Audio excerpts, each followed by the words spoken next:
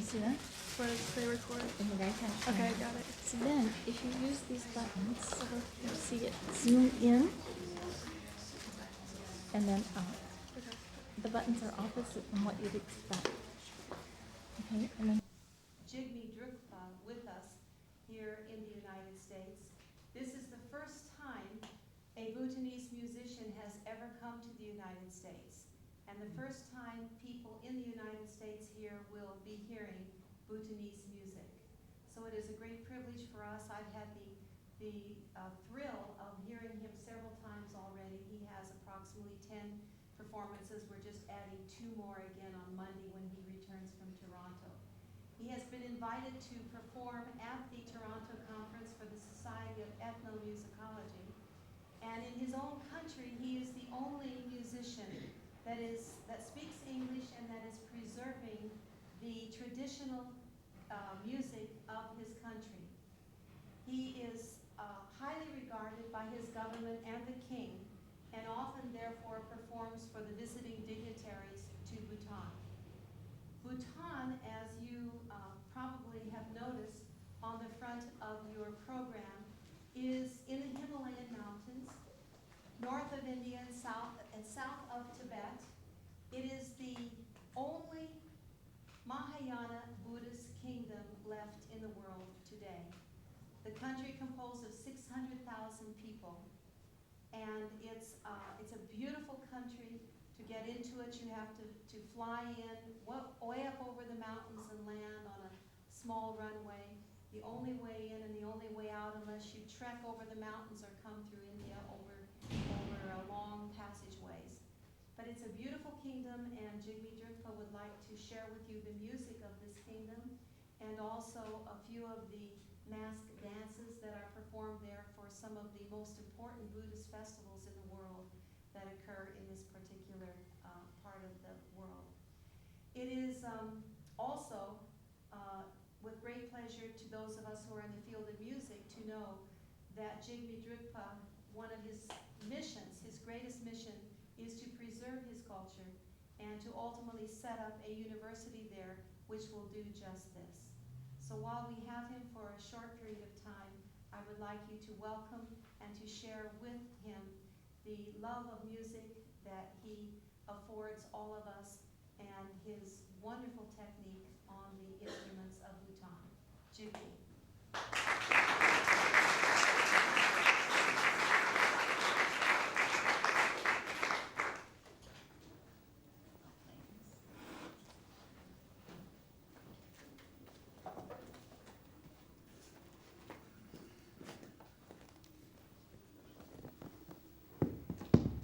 return to Paro.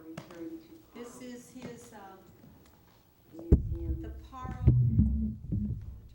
It's seen there and song.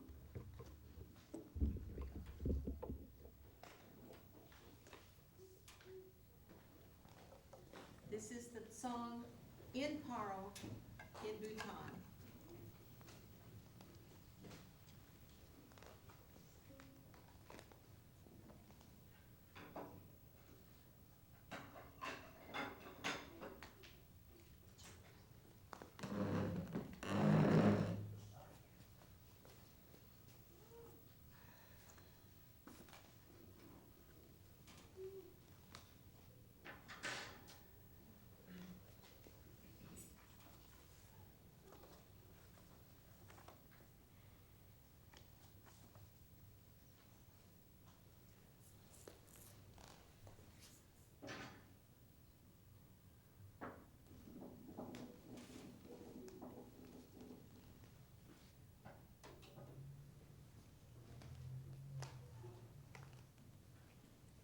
Okay.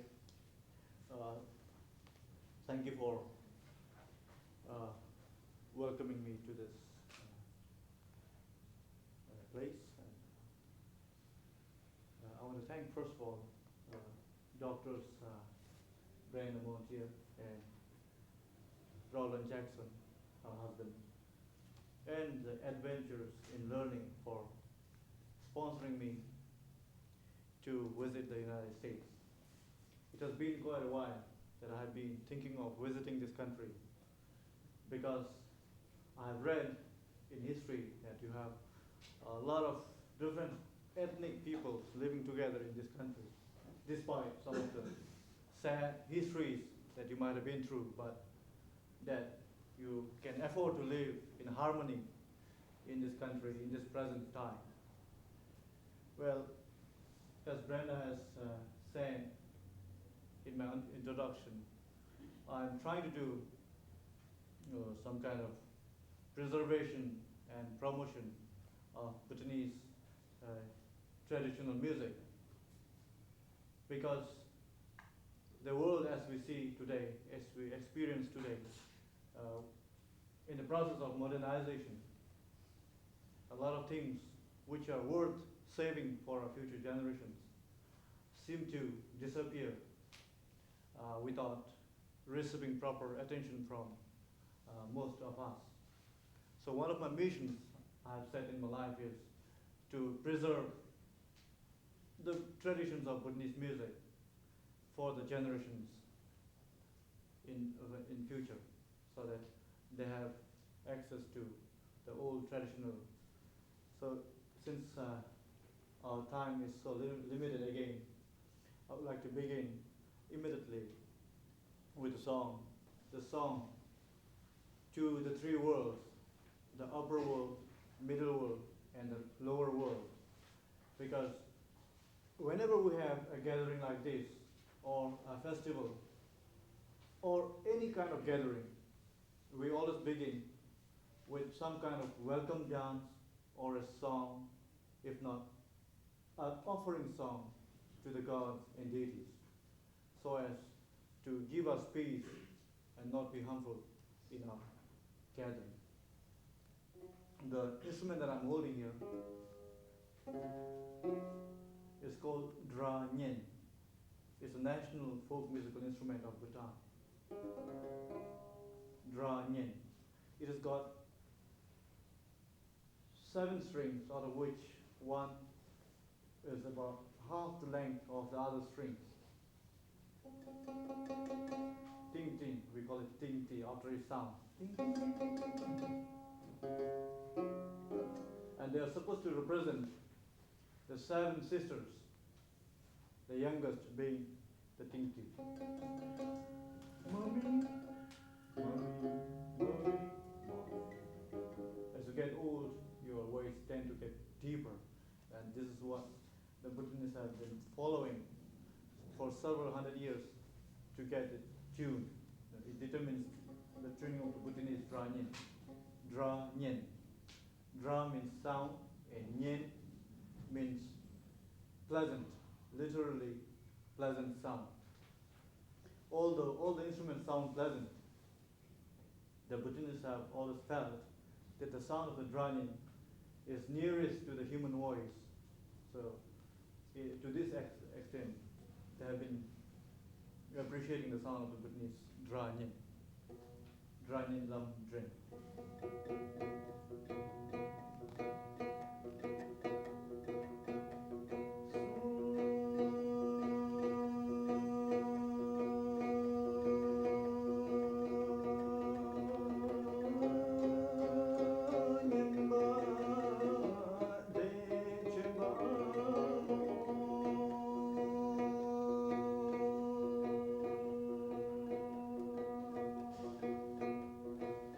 Oh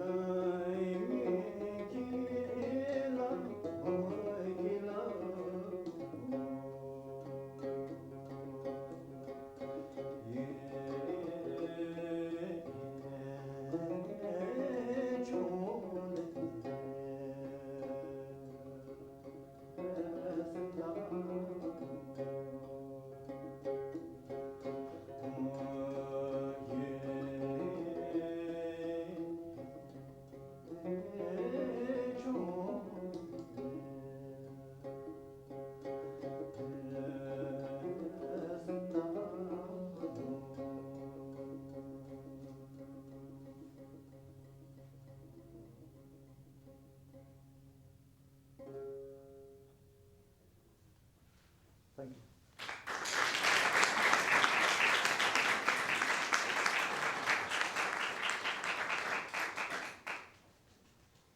Bhutanese music is classified into two broad categories.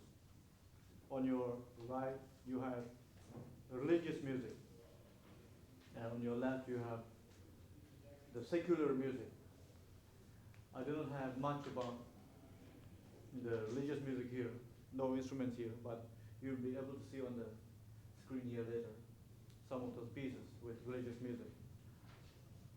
On your secular music side, you have two broad forms of music. One is Jigme Drukpa. Jigme Drukpa. Jigme is genuine, Dra is sound. The genuine sound or music of Bhutan. It is older than the other one, which is Be Dra. Be in Bhutanese language is Tibet, therefore Dra, Tibetan sound. It has been influenced by Tibetan music, and that's why it's called Be Dra, Tibetan sound. The difference between these two forms of music is Jigme Drukpa uses very, very long tones, which was what I did in this first song. I'm going to present the second song called Kuzuk Zambo, Kuzuk Zambo. It's a way Bhutanese greet. Kuzuk Zambo, Kuzuk Zambo. Are you in good health? Are you in good health? This is quite a new song, just 1 year old, and I composed this while we were celebrating the Bhutanese New Year, Lo Sar. Lo is year and Sar is new year. We have a tradition where when we celebrate our New Year, we go from home to home singing and dancing. We sing and dance, and it involves a lot of drinking the local wine, Chang in Tibetan, and we call Ara or Chang in Bhutanese languages. It involves quite a lot of drinking that even the young people supposed to look very energetic, smart, strong. They look terrible once they are drunk. So I got the wordings immediately after looking at the face of these girls, young people, who look old, tired, not so pleasant. The wording says, even if the housewife is not very good looking, if she has got a warm heart, that's all we ask for. If you have Ara, Bangchang, Singchang, these are local names for the local wines, it's well and good. But if you do not have, all you ask is your pleasant words. Then concerning the man in the house, even if the husband in the house is not very good looking, if he is a capable man, that is all we ask for. And a man goes hunting to collect food and meat. If you have yak meat or reindeer's meat, it's well and good. But if you do not have, I wish that you grant me also the possibility to become a capable man myself. Kuzuk Zampo, Kuzuk Zampo. Are you in good health? Are you in good health?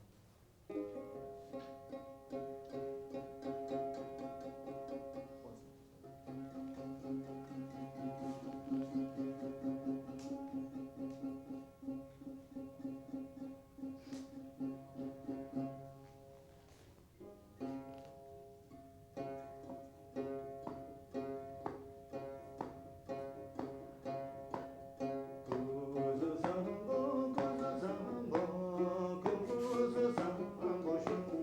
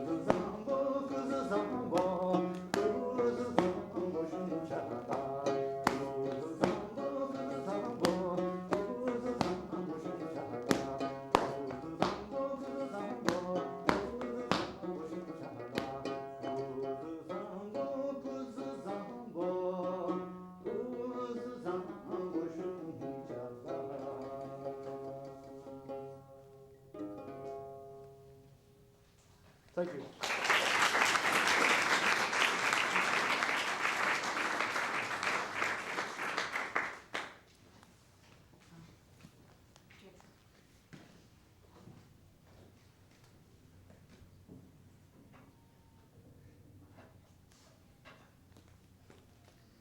It's a small flute. We call it dome limb. Dome is front, limb is flute, front blown flute. It's made of special kind of bamboo that grows in the highlands, in the mountains. I'm going to play a song called Trum Trum Karme Lu. Literally, the song of the black-necked cranes. Black-necked cranes is an endangered bird species that's found some parts in Tibet and in Bhutan. I'm not sure if you have in this part of the world the black-necked cranes. This song was composed by the 57th chief abbot of Bhutan. By abbot, I mean the religious head of Bhutan. On the right-hand side, you have the king, who deals with the political affairs. On the left-hand side, you have the chief abbot, J. Kembo, who deals with the religious and spiritual affairs of kingdom. So there are only two people in Bhutan who can drive cars without numbers. They don't have numbers on their car plates. It's written Bhutan. The king has a blue one. The abbot has got a red one. So if you see a red car with Bhutan on it, then it must be that of the chief abbot. Today we have come to the 70th chief abbot. But way back in 1922 and 27, when the 57th chief abbot was meditating, they have to undergo certain kind of meditation and Buddhist studies in order to be able to become a chief abbot.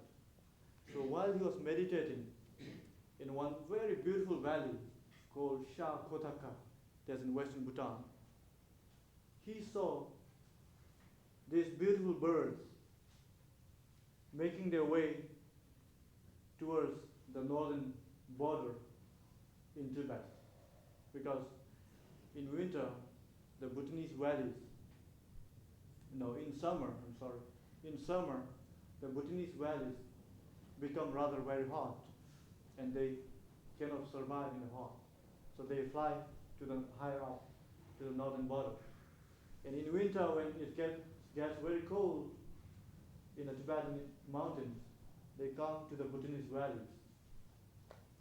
Now, the chief abbot was so moved by the fact that these beautiful birds were living the Bhutanese valleys, and he composed a song which is preserved to this day and known as Tum Tum Karme Lu, the song of the black-necked crane. It is also composed in the Jungdra style, which can be literally translated as the classical tradition.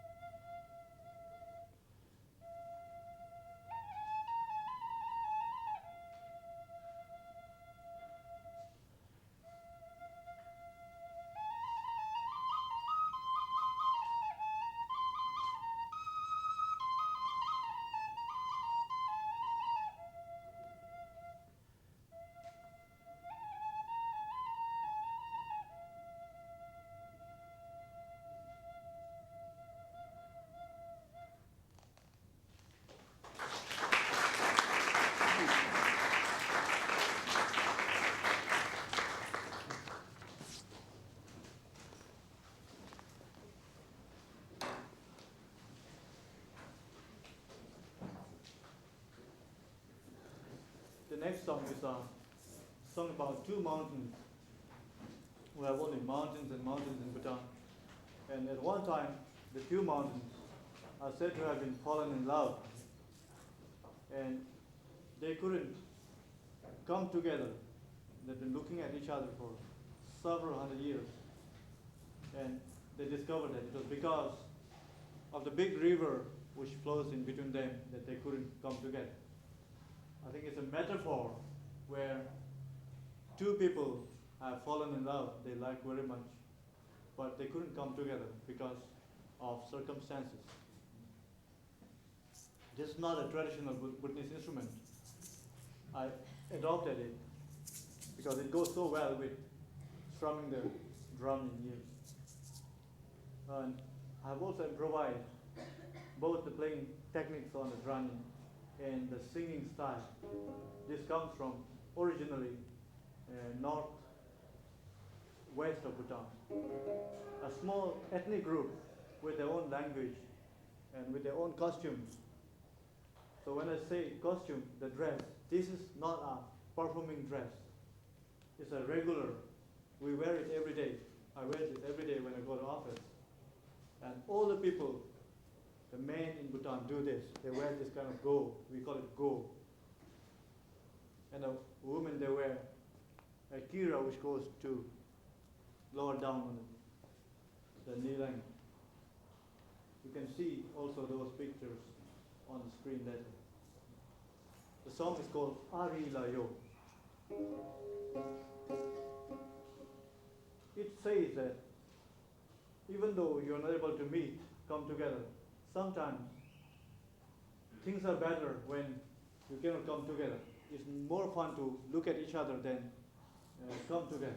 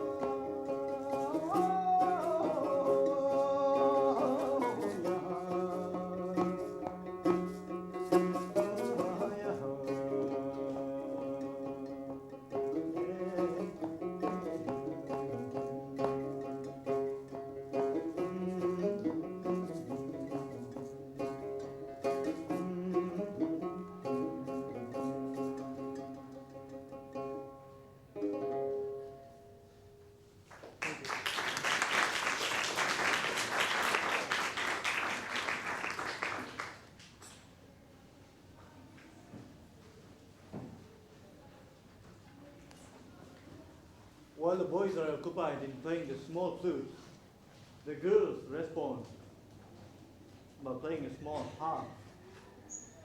The Bhutanese mouth harp is rather very difficult to get in the sound, and because it's not a male instrument, I'm only trying to demonstrate how the girls try to play this. It's called gong ta in Bhutanese language.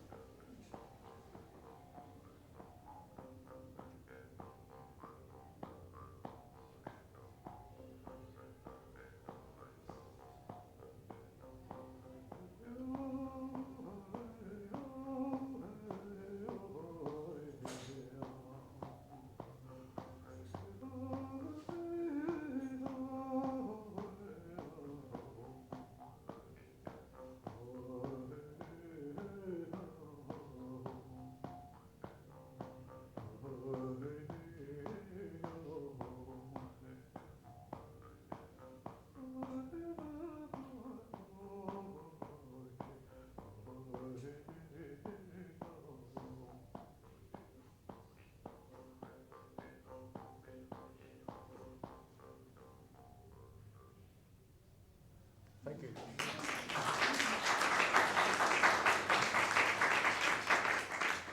People normally don't sing. It's my improvisation. I'm just trying to sing with it.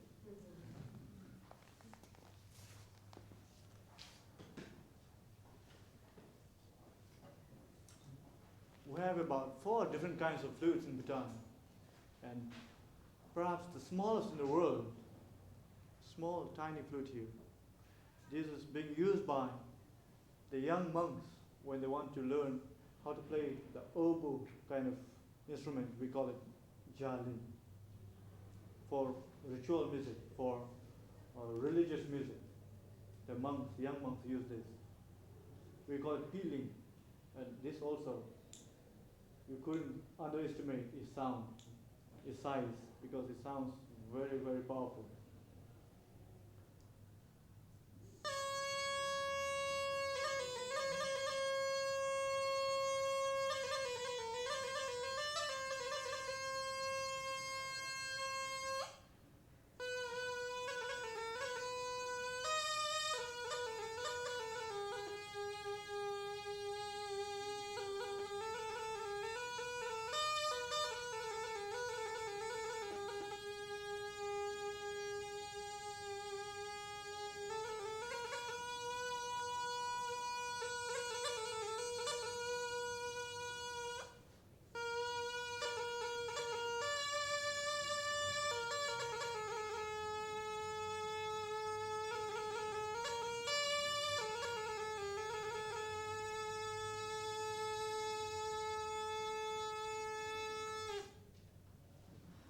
Thank you.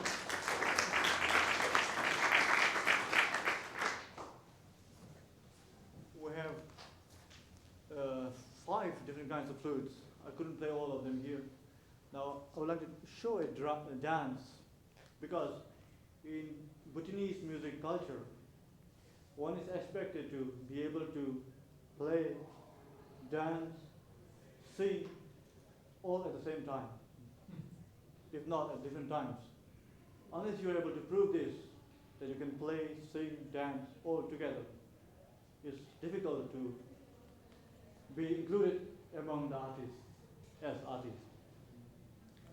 So we have one special dance which is dedicated to something else. I want to ask you a question before I do that. What would you do to know the time if you had no watch? The sun, of course, that's one thing. You could depend on the sun. Are there any other things that you could think of depending to know the time? Perhaps it's a long forgotten thing. Back in Bhutan, and even now, because there are many people who do not have watches, they depend on the rooster. Because the roosters, they sleep just outside the roof here, the ceiling here. And they they crow every morning and at midday and in the evening when it's time to go to bed. Because still half of Bhutan do not have electricity. And once the sun is gone, we have to get to our homes and then prepare to sleep. And in a matter of thanksgiving to the rooster, we have made a dance dedicated to the rooster. It's been popular, I don't know for how many years. It's called an old dance. But before they crow, they do something like this. They prepare to crow. And as they have come out, they do something like this.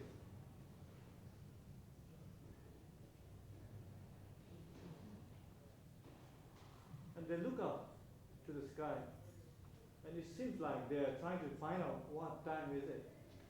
Is it time for me to crow? Then they crow. And what do you call when the rooster crows in your language? How do you call it? Kakli doodle-doo. Kakli doodle-doo.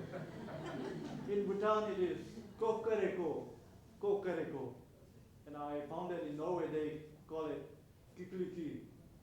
Even we call it kikoriki in Germany too. in German too. Oh. So look at this, how amazing. Even the animals seem to have their own dialects and languages. So anyway, in Bhutan it's kokareko. And then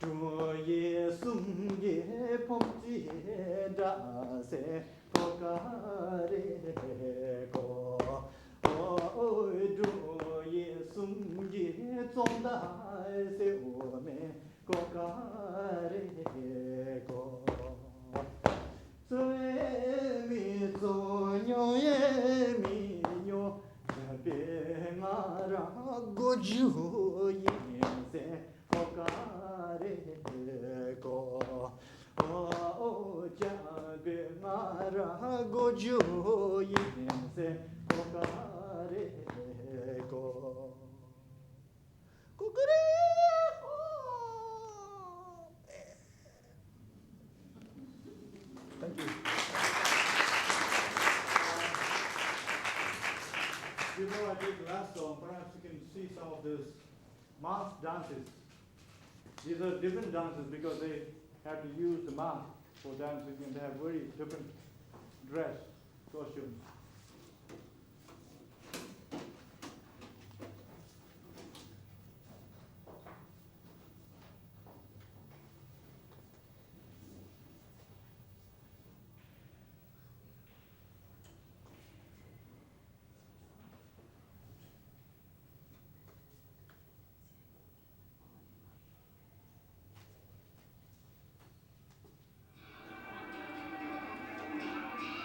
The cymbals and the oboe kind of instruments.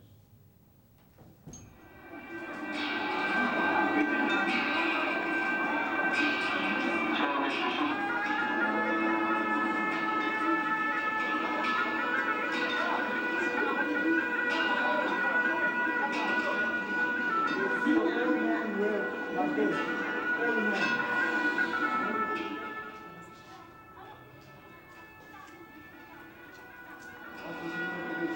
A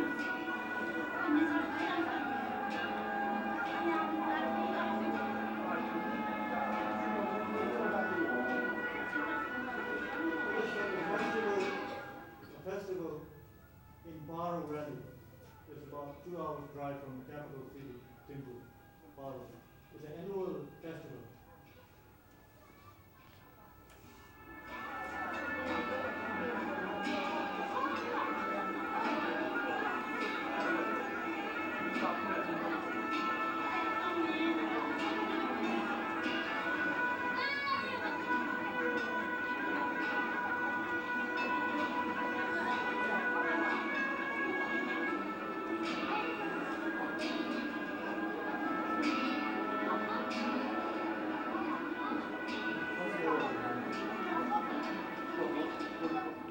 And see when they dance.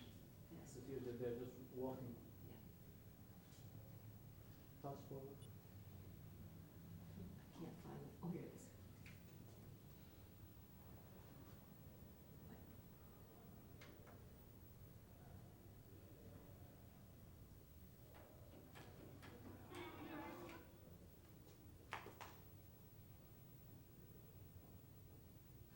Yes.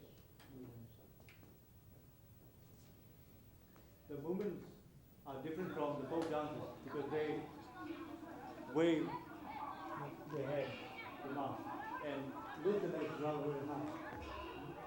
This one. This way.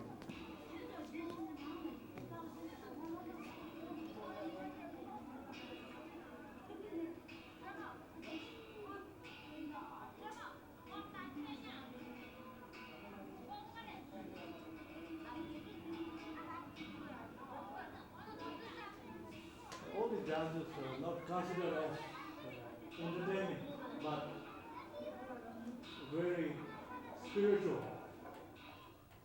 The fact that you're able to watch these dances once in a year, people believe that it helps to relieve themselves from worldly affairs. It reminds them of the death and impermanence of everything. Nothing lasts the way it is. It changes all the time, and nothing is permanent.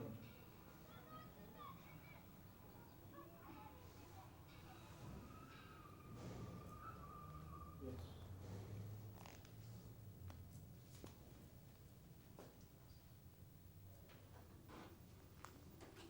I'll take the last song, and it is from the 1,000 Songs of Milarepa. Milarepa was a 13th century Tibetan Buddhist yogi saint who was able to attain enlightenment in one lifetime. One lifetime, which means in one human life, from your birth until you die. Because even the Buddha, as we know of the Gautama Buddha, is said to have taken 500 different reincarnations in order to be able to attain Buddhahood or enlightenment. There's only one person in the whole history of Tibetan Buddhism where one single individual could attain enlightenment in one single life. That is Milarepa. And this song was sung by him when he was meditating without clothes, without food. And he was starving to death. But the power of meditation helped him to go on and on without food. And until when even the wild animals and birds came to him with wild fruits that he could survive, that he could eat. And he wanted to thank the animals for giving him food and helping him in his mission to get enlightened. It's a Thanksgiving song and good luck song. And I hope someday all of us will be able to give up the worldly things and spiritual world where we could be able to help each other in a better way than we can do when we are not into the world of spiritualism.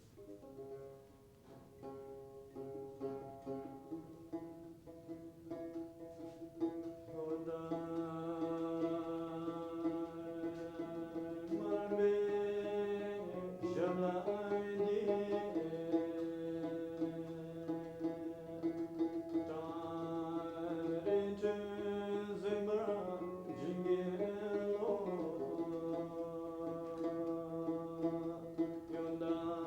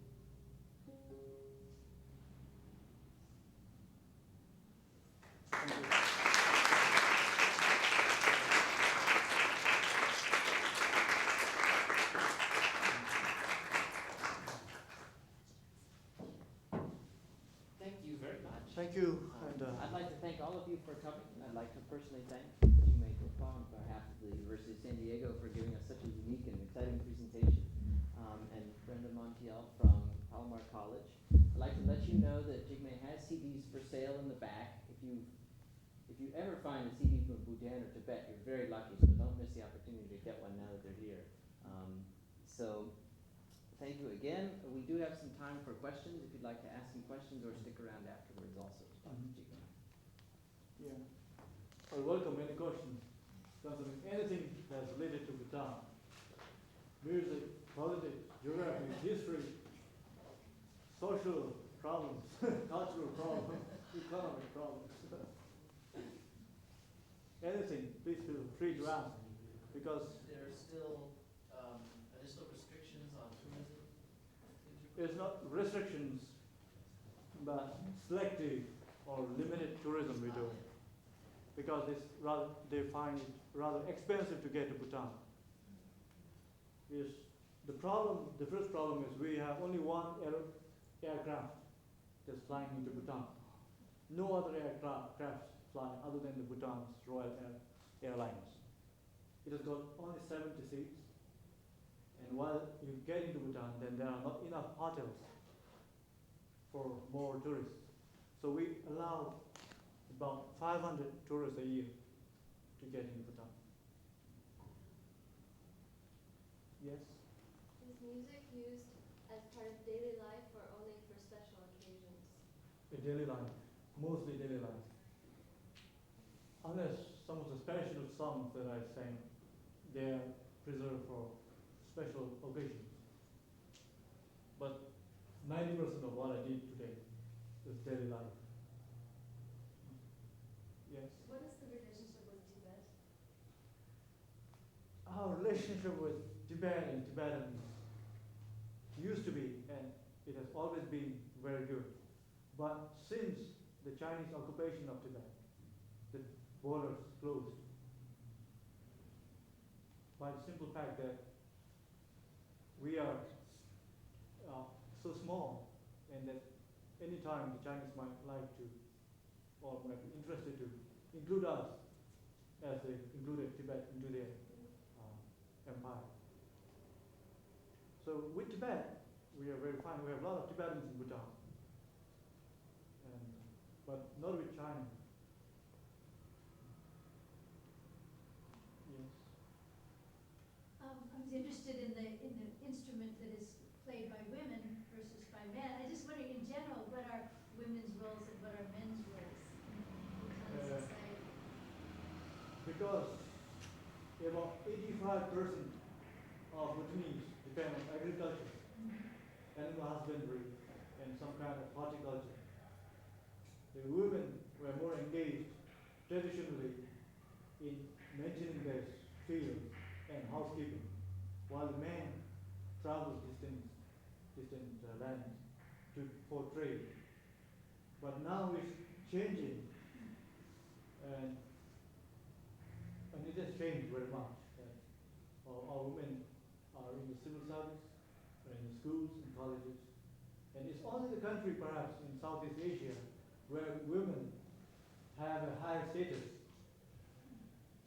an equal status as men. In fact, I could say they're more powerful than most men. They decide what kind of men they want in a home. So the instrument, it was a tradition that women were involved in dancing while the men played the instruments. So most instrumentalists were men, while best dancers came from the women's side. And this particular instrument, the gongta, is my assumption that because they are only played by women in Bhutan, especially the young girls, when they go into the mountains as cow herders, they play this. The boys are involved in playing this. We have a beautiful proverb, a Bhutanese saying concerning this instrument. It says, "Jis gong gong yang gong yang," because it sounds wang wang wang wang wang wang. It's the ladies who have nothing to do but play. And namburum parang piring.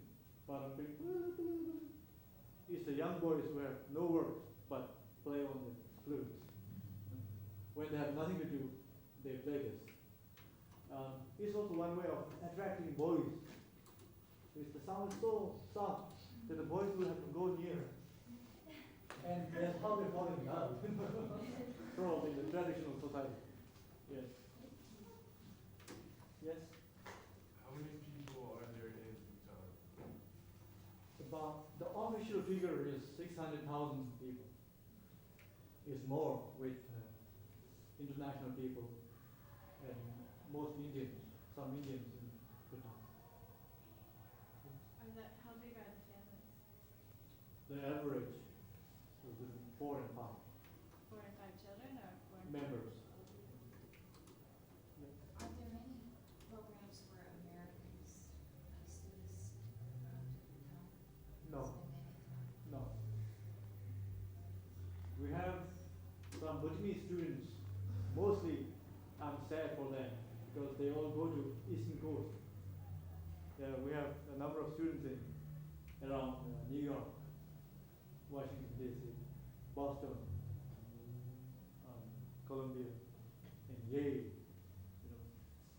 There's nobody at home. There's one in Berkeley who is doing radio journalism. He's my classmate and he's finishing probably in a couple of months from now. And he will go back to Bhutan. There's only one so far I know who is in the West Coast. But there's no program that we exchange. They have come through either private sponsorship or through the World Bank or through United Nations or UNESCO funding. Because it's very expensive for Bhutanese government to fund studies here. Yes?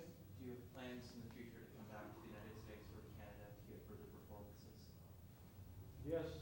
I'm in fact working out on a plan to get myself enrolled as a student. Because I did my master's in ethnomusicology. I have a master's degree from Norway.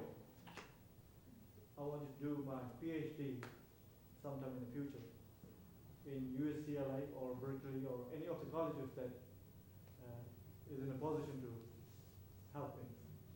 There's just a follow-up. There's a very active